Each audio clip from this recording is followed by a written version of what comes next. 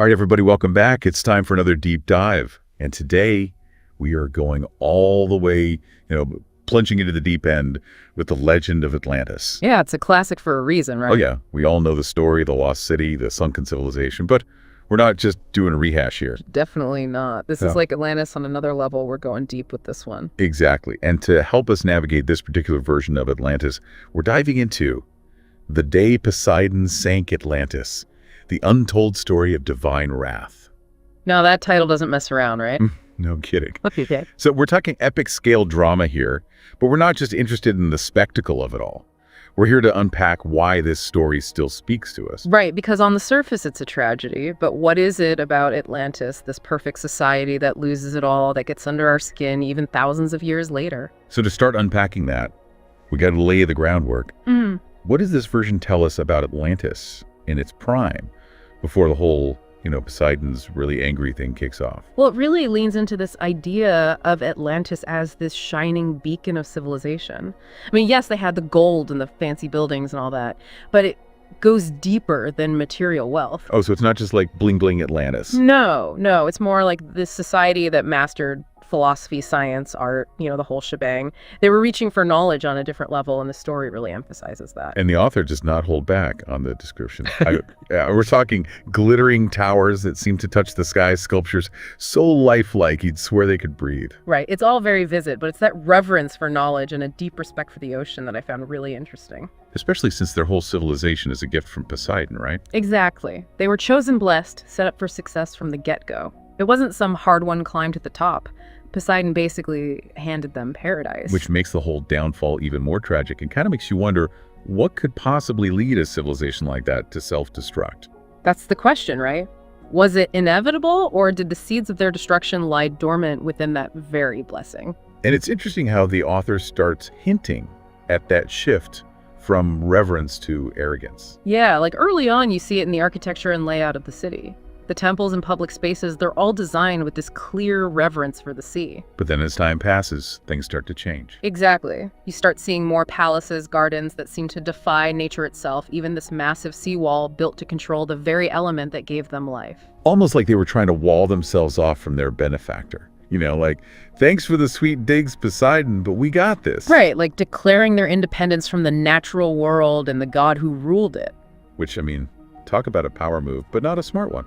And that's where this story transcends the typical pride before the fall narrative.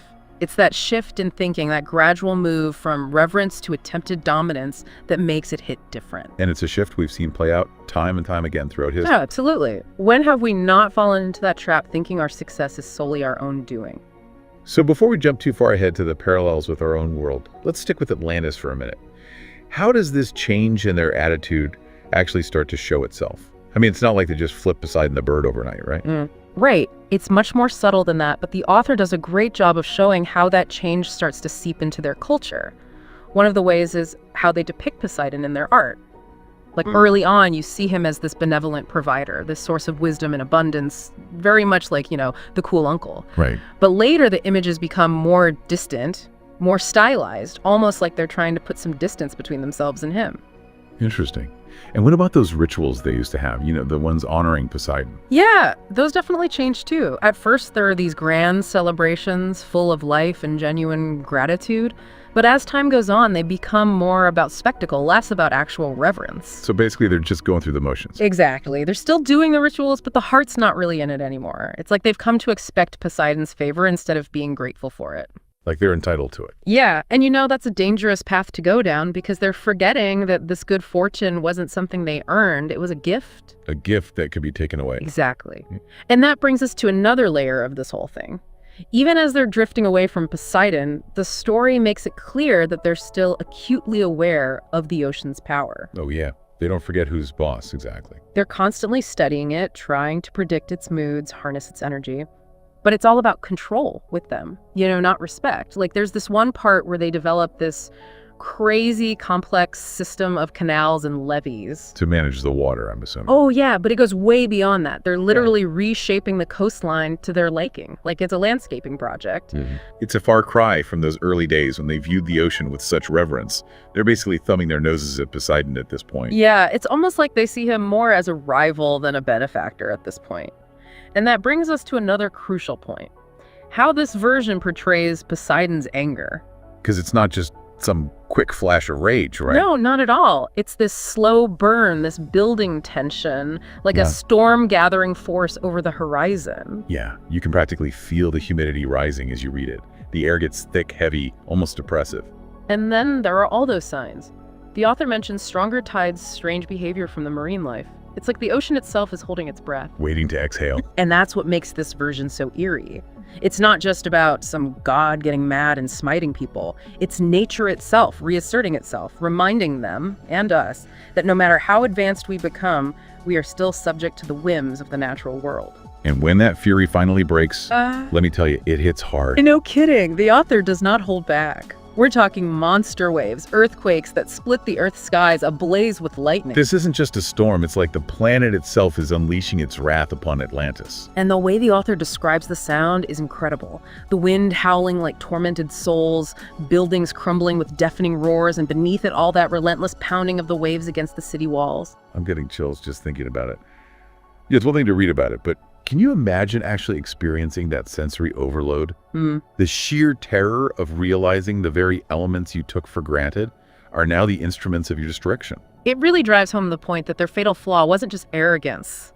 It was their inability to truly grasp the power of the forces they were messing with. They built their whole civilization on this belief that they could bend nature to their will. And in the end, nature was like, yeah, that's not how this works. Nope, not at all. Yeah. And that's where I think the story takes that really chilling turn. You know, when they realize this isn't just a bad storm they can ride out. This is it. This is the end of their world. And you really get a sense of that finality in the way the author describes the destruction. Like, we see these glimpses of people desperately clinging to rooftops, families separated in the chaos, the city crumbling into the sea. But it doesn't sound like the story dwells on the graphic details of their suffering.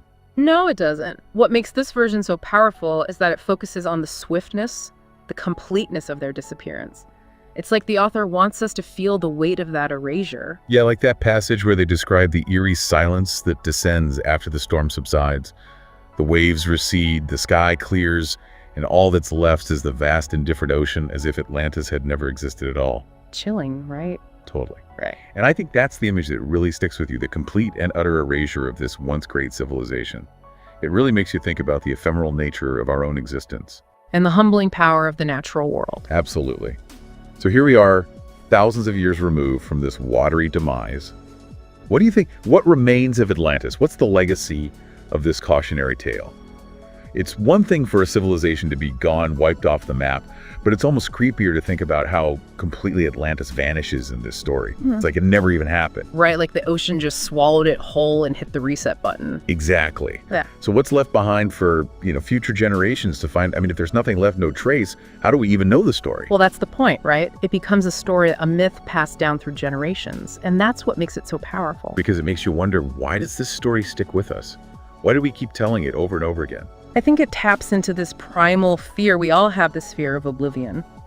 The idea that something so advanced, so powerful could disappear without a trace, it's unsettling. It really is. Like you look at our own civilizations or achievements, and you can't help but wonder, are we any different? Are we just one big earthquake or tsunami away from the same fate? Exactly. And then there's that moral lesson woven into the story. The Atlanteans weren't just unlucky. Their downfall was a direct result of their own actions, their arrogance, their disconnect from the natural world. Yeah, they flew too close to the sun. And the sun in this case is Poseidon and the ocean and that sense of balance that we have to have with nature. It's like that saying, pride comes before the fall.